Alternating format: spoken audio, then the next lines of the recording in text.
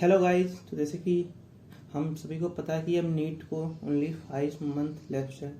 तो यार इस पॉइंट से हम कैसे स्टार्ट करें कि हमारा जो आगे का है हमें सिलेक्शन एक मेडिकल कॉलेज में हम चल जाएं, 2024 हमारा मेडिकल कॉलेज में हो। सो फॉर डैट यार I am competitive strategy 5 month से जो आप फॉलो करके तुम सब काफ़ी अच्छे रैंक ला सकते हो और इवन एक सीट अपने लिए कंफर्म कर सकते हो। ठीक है, सो हम लेट्स स्टार्ट। सो पहले तो यार हम बेसिक जान लेते कि for the distribution of marks. So we all know that कि जो नीट है हमारा वो 720 नंबर का है। इसमें फिजिक्स से 180 नंबर का है, केमिस्ट्री 180 एंड बायो 360। तो यार मिनिमम हम कितना मार्क्स लाएं कि 2024 में हमारा सिलेक्शन हो जाए। So for that we have to get 625 plus, because जो अभी ट्रेंड चल रहा है मार्क्स का डेट सेट कि आपको 625 प्लस लाना ही लाना है। सो यार बहुत बच्चों का होता है कि मेरा तो फिजिक्स अब वीक है और ये 6 महीने बचे हैं वो स्ट्रॉन्ग तो मैं कर नहीं पाऊंगा। तो यार मिनिमम कितना हम सेफ साइड पे खेलें कि फिजिक्स में इतना ले आए तो बाकी में हम केमिस्ट्री एंड बायोलॉजी में उसको मेंटेन कर सकते हैं। ठीक है, तो फॉर डैट हम इस मार्क्स को यार डिस्ट्रीब्यूट कर लेते हैं। फॉर डैट की अगर हम किसी तरह फिजिक्स में 140 ले आते हैं, ठीक है, एंड 140 यार तुम्हें लग रहा होगा अभी कि नहीं मेरे तो 100 भी नहीं आते हैं, मैं 140 कैसे ले आऊँगा। तो इस इजी मैं आपको आगे बताऊँ कैसे कि आसान कैसे है। ठीक है, एंड केमिस्ट्री में 150। सो नाउ आपका बायो बचता है। बायो में अगर हम 335 और तो 360 ले आते हैं सो यार ये टोटल होके हमारा 625 होता है। एंड मैं आपको बता रहा हूँ कि आप काफ़ी आसानी से ला सकते हो। इवन पेपर में जो भी आपके 45 क्वेश्चंस आपको सॉल्व करने होते हैं उसमें से अगर आप इतने इतने क्वेश्चन भी सॉल्व करके सही कर लेते हैं तो ये मिनिमम नंबर आपको आ सकते हैं। और जो पेपर का डिजाइन होता है आपके पास बस 5 से 10 क्वेश्चन होते हैं जो एक एवरेज से ऊपर के क्वेश्चन होते हैं, बाकी सब बिलो एवरेज या फिर PYQ से ही रिलेटेड क्वेश्चन होते हैं। सो हमें उस पर नहीं जाना है कि हमें टॉप करना है। अगर हमारी तैयारी उस लेवल की नहीं कि हम टॉप कर पाए तो इवन अगर हमें सिलेक्शन लेना है तो हम ये सोच सकते हैं। ठीक है, तो आगे यार सब्जेक्ट वाइज अप्रोच में और अच्छे से बता सकते हैं कि कैसे हम क्या कर सकते हैं। ठीक है, ओके लेट्स।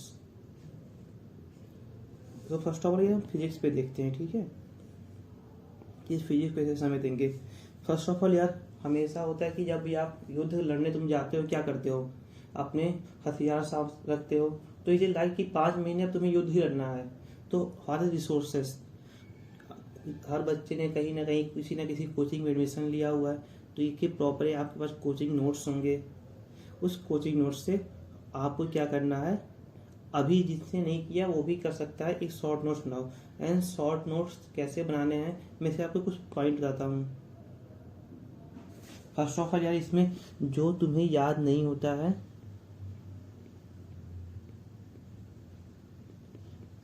उसको लिखना है। ठीक है, जो फॉर्मूले आपको याद होते हैं उनको नहीं लिखना है। इसमें क्वेश्चंस नहीं लिखने हैं। जो ऐसे क्वेश्चन जो लगता है कि कभी नहीं आया या फिर काफ़ी कंसेप्चुअल क्वेश्चन है उनके लिए अलग कॉपी बनाओ, उसको शॉर्ट नोट्स में ऐड ऑन मत करो। शॉर्ट नोट्स में ओनली आपके वैसे फॉर्मूले होंगे जो कि आपको याद नहीं हो रहे हैं या फिर जो मेन फॉर्मूला का डेरिवेशन है ये रखो। And the next one is test series, the most important thing. अब 5 मंथ बचे हैं, किसी ना किसी टेस्ट सीरीज में इनरोल हो जाओ, जो भी कोचिंग के हो तुम या फिर किसी कोचिंग जो भी अच्छे हैं उनकी टेस्ट सीरीज ले लो। इवन NTA के भी टेस्ट सीरीज कुछ होंगे उनको देख लो। टेस्ट सीरीज अब नहीं देना शुरू करोगे तो the best thing of test series कि यू नो कि तुम कहाँ लैग कर रहे हो, किस प्रोसेस को तुम अपना रहे हो, इट इज गुड और not. So the best thing कि तुम टेस्ट सीरीज अभी से ले सकते हो। It should be part wise test series कि कैसे तुम पार्ट वाइज, कि फिजिक्स में अब तुम्हें नंबर बढ़ाने तो टेस्ट सीरीज लेना ही लेना पड़ेगा। क्योंकि हमें ये नहीं है कि मैं बैठ के मैकेनिक्स पूरा A to Z पढ़ सकूँ। मुझे ये चाहिए कि मैकेनिक्स में इस चैप्टर से ये 4 क्वेश्चन आते हैं, वो 4 क्वेश्चन कोई मुझे बता दे। सो जो बताने वाला पर्सन है it is the test series की बेटा ये चैप्टर इसी क्वेश्चन बस यही 4 इंपॉर्टेंट टॉपिक यही 4 क्वेश्चन आएंगे। सो आप टेस्ट सीरीज जाओ, इवन तैयारी नहीं होती है तब भी टेस्ट सीरीज अटेम्प्ट करो।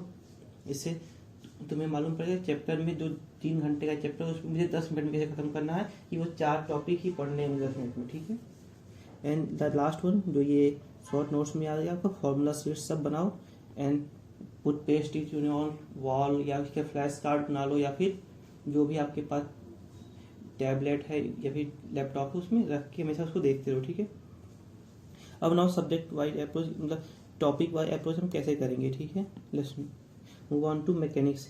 Mechanics is all about questions. तो इसमें थ्योरी में जितना कम टाइम दे सको, एक गो में जो भी नोट्स हो गए हैं उनके फॉर्मूला देख लो, 5 से 10 मिनट में क्या क्या फॉर्मूले हैं उनको एक पेज पे लिख लो, और बस क्वेश्चन जितने लगा सकते हो। इसमें ये दिक्कत आती है मैकेनिक्स में कि क्वेश्चंस आपके फॉर्मूला तो सेम रहता है, बस उसकी डिफिकल्टी लेवल चेंज होती रहती है।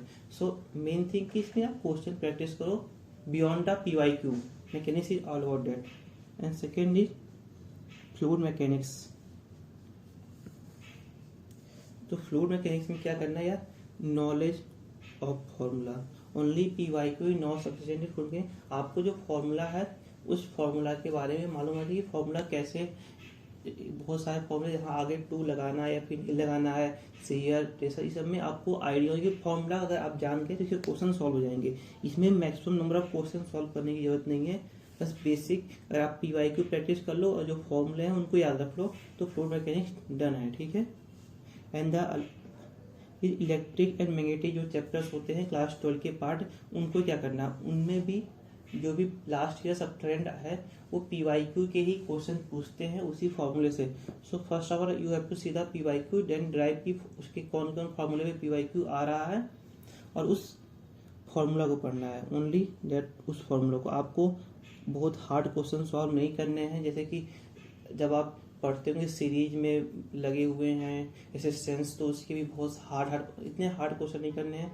सिंपल जो PYQ में आते हैं इतना आपको बस बेसिक होना चाहिए, बेसिक रखो, क्वेश्चन सॉल्व हो जाएंगे। और इस टाइम पे don't try to push much hard की मैं और अलग अलग क्वेश्चन सॉल्व करूंगा, नहीं। वी हैव टू कि मुझे बस कितने चाहिए, इसमें 140 चाहिए, ठीक है। हमारा यही टारगेट है। 140 हम कैसे लाएंगे ये देखो। मॉडर्न फिजिक्स भी ओनली अबाउट थ्योरी, जितना थ्योरी तुम कर सकते हो मॉडर्न फिजिक्स उतना थ्योरी करो, मैं जब भी रिवाइज करो थ्योरी पे प्रॉपर टाइम दो, उसके बाद आप क्वेश्चन एंड PYQ पे जाओ, ठीक है। और ऑप्टिक्स में अपना नॉलेज जो है वो लिमिटेड क्वेश्चन पे रखो, हमेशा लिमिटेड रखो। यहाँ प्लस कहाँ लगाना, माइनस का लगाना है, उसके लिए आप क्वेश्चन पे जाओ एंड PYQ पे जाओ। बाकी इसीलिए सबसे ज़्यादा आपको PYQ करने, क्वेश्चन प्रैक्टिस किसकी करनी है, मैकेनिक्स की। बाकी सबका theory and formula is sufficient कि आपको वो नीट में सीट दिला सके। एंड देन केमिस्ट्री, ये केमिस्ट्री में 3 पार्ट है, फिजिकल, ऑर्गेनिक, इनऑर्गेनिक, और सबकी जो प्रोपोर्शन है नीट में सेम आती है या फिर 1-2 क्वेश्चन आगे पीछे होता रहता है, ठीक है। तो फिजिकल में यार एक ही लाइन है, putting the formula getting the result, formula put को रिजल्ट लाओ। आपको ये नहीं सोचना है कि ये कंसेप्ट कहाँ से आया, ये टाइम नहीं है हमें कंसेप्ट जानने का। We have to trust the source, कि हम जिस सोर्स से पढ़ उस पर ट्रस्ट करना है कि इसने जिस तरीके से बताया वही तरीका असली होगा, ठीक है।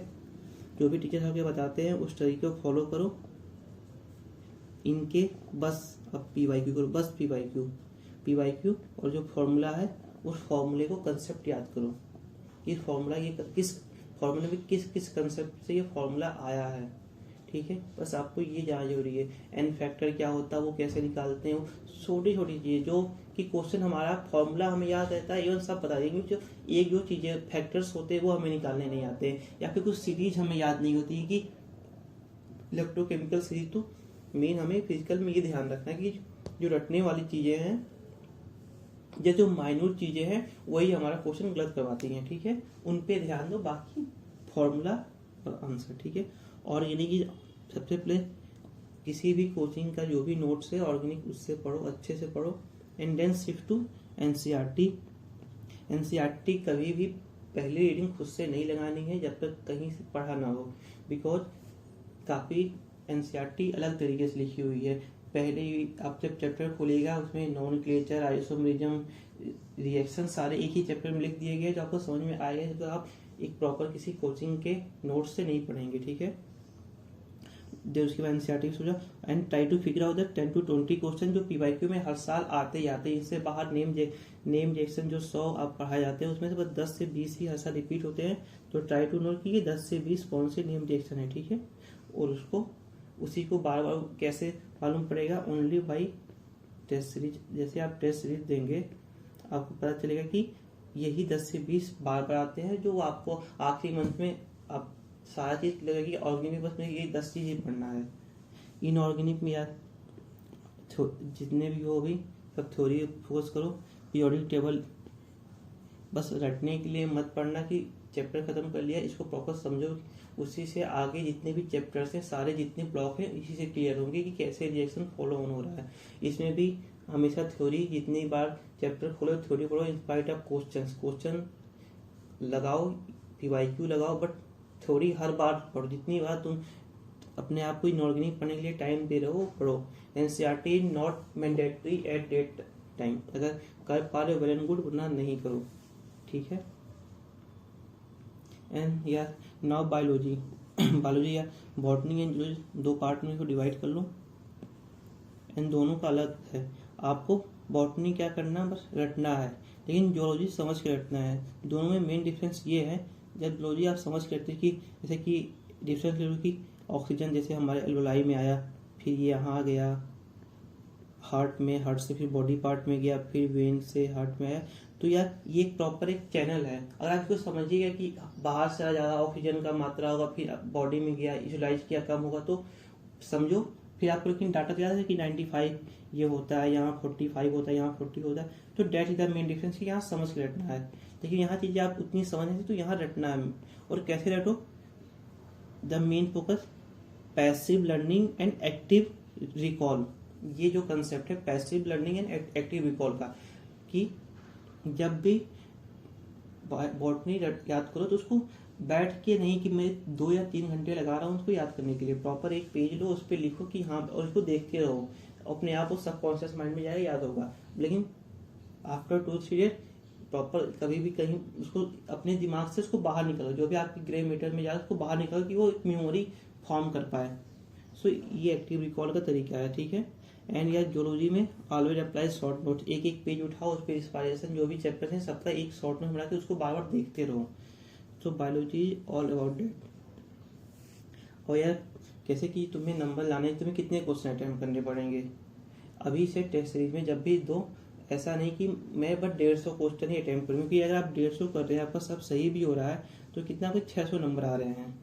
सो प्रॉब्लम यही है कि हम जो क्वेश्चन नंबर ऑफ अटेम्प्ट का वही कम कर रहे हैं। तो हमें जो नंबर ऑफ क्वेश्चन बढ़ाने हैं, कम से कम इतना करो कि 650 तक, तो अगर सब गलत भी ना हो तो उतना नंबर आ जाए, ठीक है।